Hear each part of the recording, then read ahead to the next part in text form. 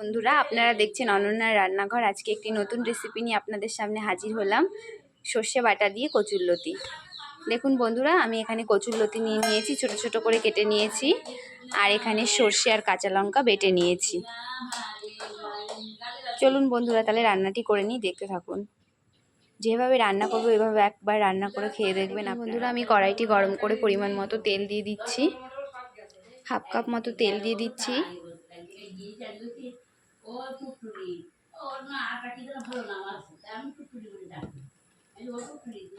একটু জিরে ফোড়ন দিয়ে দেবো।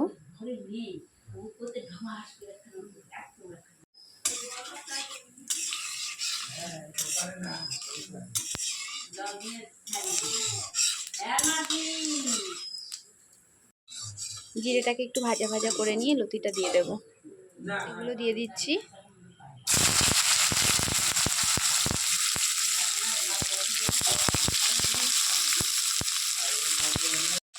পরিমাণ মতো লবণ দিয়ে দেবো।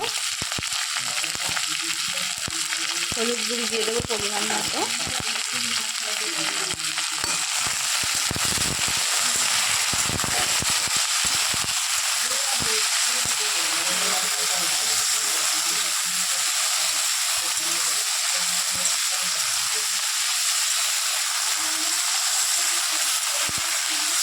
লতিটা ভালোভাবে নেড়ে চেড়ে একটু ভেজে নেব।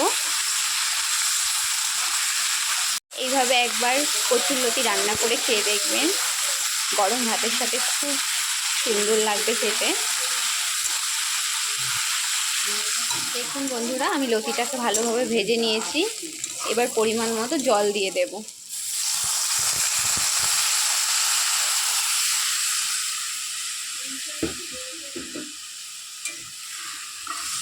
জলের পরিমাণটা অল্প দিতে হবে।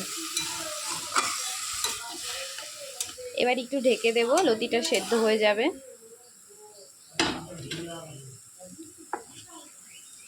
এর জন্য এবার ঢেকে দেব। দেখুন বন্ধুরা, 5 মিনিট পর ফিরে এলাম। এবার সর্ষে বাটাটা দিয়ে দেব। সর্ষে বাটাটা দিয়ে দিচ্ছি।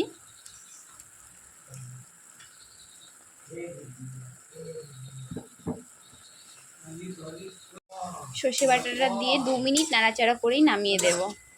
তাহলে খেতে খুব সুন্দর লাগবে। সর্ষে বাটাটা দিয়ে যতটা জাল কম দিয়ে পারা যায় ততই খেতে সুন্দর হবে। সর্ষের একটা সুন্দর গন্ধ বার হবে।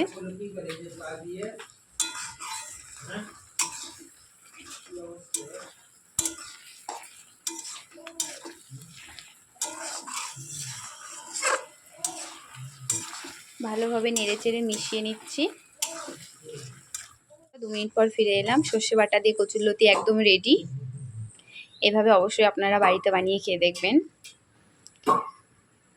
লতিটাকে এবার নামিয়ে নেব। আমি নামিয়ে নিয়েছি লতিটাকে। এভাবে আপনারা অবশ্যই বাড়িতে বানিয়ে খেয়ে দেখবেন। ভালো লাগলে লাইক কমেন্ট করবেন, সাবস্ক্রাইব করে পাশে থাকবেন।